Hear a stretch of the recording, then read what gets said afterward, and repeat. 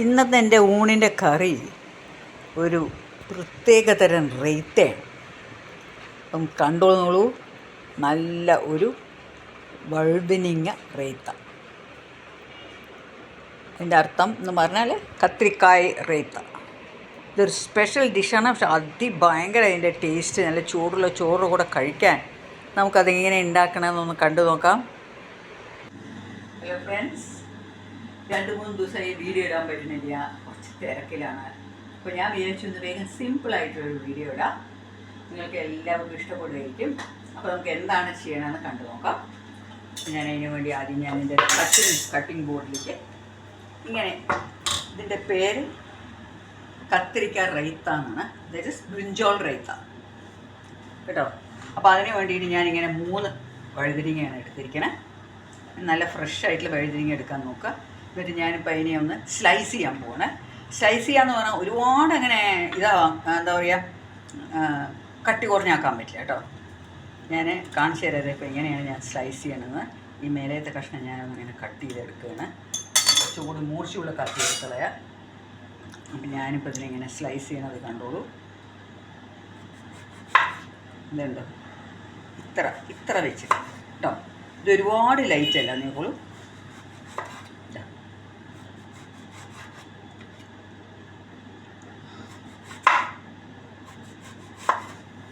ചിലപ്പോൾ ഇങ്ങനെ ഉണ്ടാക്കുമ്പോൾ ഈ വഴുതിരിങ്ങ ഇഷ്ടമില്ലാത്തവർക്ക് ഭയങ്കരമായിട്ട് കഴിക്കാൻ പറ്റും. ഇപ്പം ഞാനിപ്പോൾ ഇതെങ്ങനെ ഇങ്ങനെയാണ്, ഇത്രയുണ്ട് ഇതിൻ്റെ തിക്നെസ് നിങ്ങൾക്ക് കാണുന്നുണ്ടല്ലോ, ഇങ്ങനെയാണ്. ഇപ്പം ഞാനിതെല്ലാം എൻ്റെ ഒരു പ്ലേറ്റിലേക്ക് ഇങ്ങനെ ഇടാൻ പോവാം. ഇനി ഞാൻ ഇതേമാതിരി എൻ്റെ എല്ലാ വഴുതിരിങ്ങയും കട്ട് ചെയ്യട്ടെ. ഇപ്പം ഞാനിതെല്ലാം ഇങ്ങനെ സ്ലൈസ് ചെയ്തു കേട്ടോ. ഇനി ചെയ്യാൻ പോണത് എന്താ അറിയോ, ഇതിൻ്റെ മുകളിലേക്കൊക്കെ ഇങ്ങനെ കുറച്ച് മഞ്ഞൾ ഇടുക. എന്നിട്ട് കുറച്ച് മുളക് പൊടി, ഇതെല്ലാത്തിൻ്റെ മുകളിലും ഇങ്ങനെ ഈ മുളക് ആവണം. അപ്പം ഞാനെന്താ ചെയ്യണം, കുറച്ച് ഉപ്പും കൂടി, ഉപ്പ് ഇതെല്ലാം കൂടി ഇട്ടിട്ട് ഈ മുളക് എല്ലാറ്റിൻ്റെയും മുകളിൽ ഇങ്ങനെ നന്നായിട്ടൊന്ന് മാരിനേറ്റ് ചെയ്യും കേട്ടോ. മുളകും ഉപ്പും മഞ്ഞളും എല്ലാറ്റിൻ്റെ മുകളിലും. ഇപ്പം ഞാനിതിൽ ഈ ഉപ്പ് പൊടി മുഴുവനും അങ്ങനെ ഇട്ടു കേട്ടോ, കാണുന്നുണ്ടല്ലോ. ഇനി ഇതൊരു 10 മിനിറ്റ് ഞാനിത് ഒരു സമയം കൊണ്ട് എനിക്ക് കുറച്ച് വെളുത്തുള്ളി ജീരകമൊക്കെ ഇതിൽ ചേർക്കാനുണ്ട്. ഞാൻ അതിനേക്ക് ഒന്ന് റെഡിയാക്കാം. ഇപ്പോൾ ഞാനിങ്ങനെ ഒരു പാൻ വെച്ചിട്ട് ഇതിലേക്ക് എണ്ണ ഒഴിക്കുകയാണ്. ദിസ് ഇസ് ഷാലോ ഫ്രൈ കേട്ടോ. അങ്ങനെ ഒരുപാട് ഞാനങ്ങനെ എണ്ണയിൽ മുക്കി പൊരിക്കണമെന്നില്ല. ഇപ്പോൾ ഇത് മാരിനേറ്റ് ചെയ്തിട്ടുണ്ട് കണ്ടോളൂ. ഇത് ഫുള്ളായിട്ട് ഞാനിങ്ങനെ മുളക് പൊടി, മഞ്ഞൾപ്പൊടി, ഉപ്പ് കേട്ടോ. എന്നിട്ട് ഞാൻ ഇതിനെ ഇനി ഫ്രൈ ചെയ്തെടുക്കാൻ പോകാം. എല്ലാവിടേക്കും ഷാലോ ഫ്രൈ. ഈ വഴുതിരിങ്ങ ഞാൻ ഓരോന്നായിട്ട് അതിലേക്ക് ഇടാൻ പോകും. ഇപ്പം ഞാൻ ഇതിനെ ഓരോന്നിനിങ്ങനെ ഇടാൻ പോകും കേട്ടോ.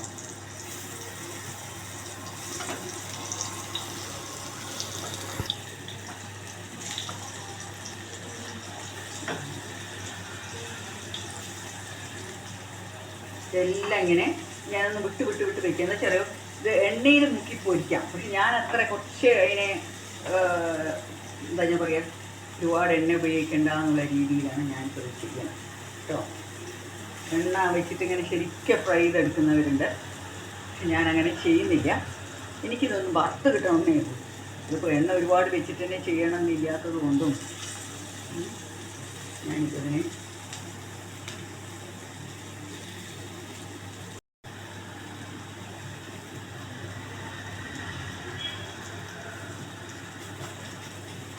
ഇത് ഞാനിങ്ങനെ വെച്ചിട്ട് ഒന്ന് ഫ്രൈ ചെയ്യാൻ പോവാണ്.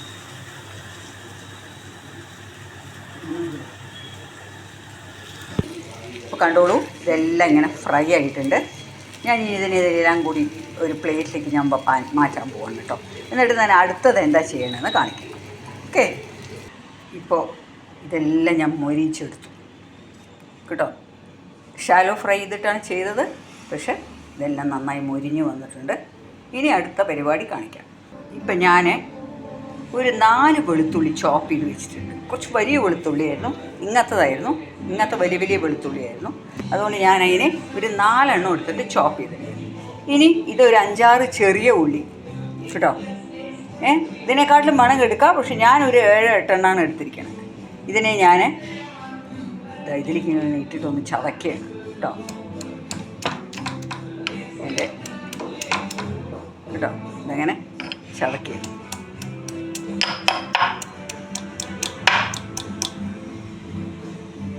ഇപ്പം ഞാൻ ഇങ്ങനെ ഒരു 3/4 കപ്പ് തൈര് എടുത്തിട്ടുണ്ട് കേട്ടോ. 3/4 കപ്പാണ്. ഇനി ഇതിനെ ഞാൻ നന്നായിട്ടൊന്ന് അടിക്കട്ടെ. ഇത് ഇങ്ങനെ ഇളകാതെ നല്ല ഫ്രഷ് തൈരാണ് കേട്ടോ. ഇതാ നോക്കോളൂ, ഇതാ ഞാൻ നിങ്ങൾ ഇതെങ്ങനെ കട്ടയായിട്ട് എടുക്കാൻ പറ്റുന്ന തൈരാണ്. ഇപ്പം ഞാനിതിനെ ഒന്നിങ്ങനെ നന്നായി അടിക്കുകയാണ് കേട്ടോ. ഒന്ന് ബീറ്റ് ചെയ്യുക, കട്ടയൊന്ന് കളയാൻ വേണ്ടി. എന്നിട്ട് ചട്ടി പൊരിച്ചതാണ്.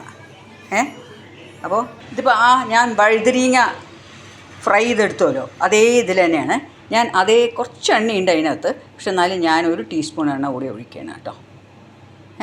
ഇതൊന്ന് നന്നായി ചൂടായി വരട്ടെ.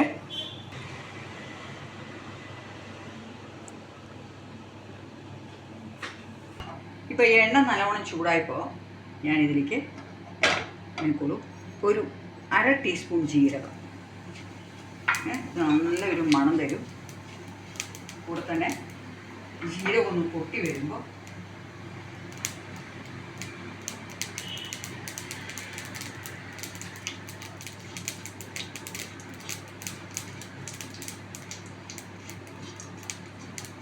ജീരകം നന്നായി പൊട്ടി ഞാൻ ഈ 4 വെളുത്തുള്ളി ചോപ്പ് ചെയ്തത് ഇതിലേക്ക്.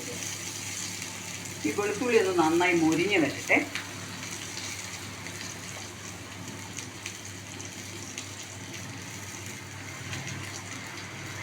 ഞാനിങ്ങനെ ചതച്ച് വെച്ചുമല്ലോ, ആ ചെറിയ ഉള്ളിയും കൂടെ ഇതിലേക്ക് ആഡ് ചെയ്യാം. നിങ്ങൾക്ക് വേണമെങ്കിൽ വലിയ ഉള്ളി ചോപ്പ് ചെയ്തിട്ട് ആഡ് ചെയ്യാം, പക്ഷെ ഞാൻ ചെറിയ ഉള്ളി ആഡ് ചെയ്യുമ്പോൾ കുറച്ചുകൂടി മണമായിരിക്കും. ഇത് ഞാനിതിനെ നന്നായി വന്നിട്ട് എല്ലാം കൂടി ഒന്ന് നന്നായി ഫ്രൈ ചെയ്തിട്ട് ഈ വെളുത്തുള്ളി ഒന്ന് ബ്രൗൺ നിറാവട്ടെ കേട്ടോ. ഇപ്പം ഞാനിങ്ങനെ ബൗളെടുത്തിട്ട് അതിലേക്ക് തൈര് ഇങ്ങനെ മിക്സ് ചെയ്യുന്നു കേട്ടോ.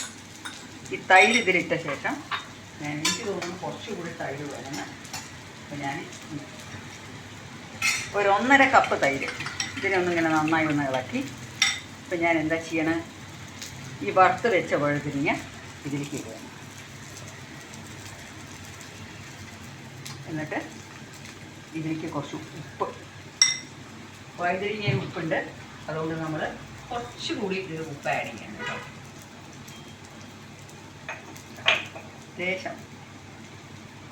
ഇനി ഇതിനെ ഒന്നിങ്ങനെ നന്നായി മിക്സ് ചെയ്യുന്നു.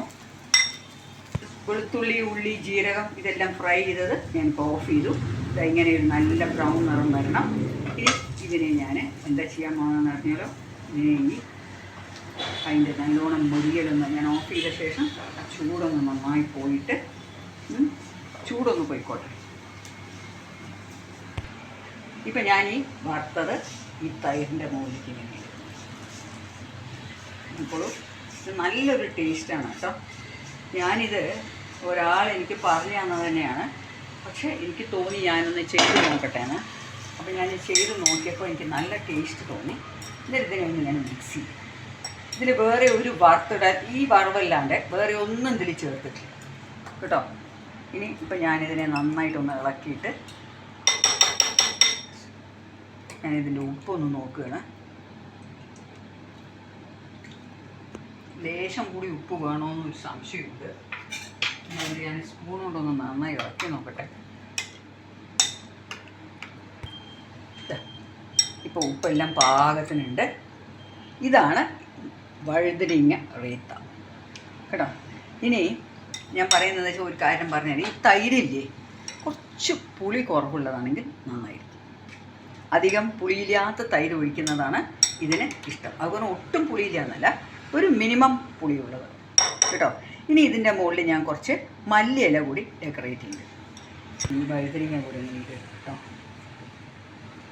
മല്ലിയില കൂടി ഇടുക കേട്ടോ. വഴുതനങ്ങയുടെ കുറച്ച് മതി. അപ്പോൾ ഇപ്പോൾ എൻ്റെ വഴുതനങ്ങ റൈത്ത റെഡിയായി. ഫ്രണ്ട്സ് എല്ലാവരും നിങ്ങളിതൊന്ന് ട്രൈ ചെയ്തു. വളരെ എളുപ്പമാണ് ചെയ്യാൻ. വഴുതനങ്ങ എന്ന് പറയുന്ന സാധനം ചിലവർ ഫ്രൈ ചെയ്താൽ കഴിയും, ചിലവർക്കൊന്നും ഇഷ്ടമില്ലാത്ത സാധനമാണല്ലോ. പക്ഷെ ഇതിങ്ങനെ ഉണ്ടാക്കി നോക്കൂ, വഴുതനങ്ങയാണെന്നേ അറിയില്ല കേട്ടോ. So see you in the next video with a wonderful recipe. It's bye from Sudha Menon.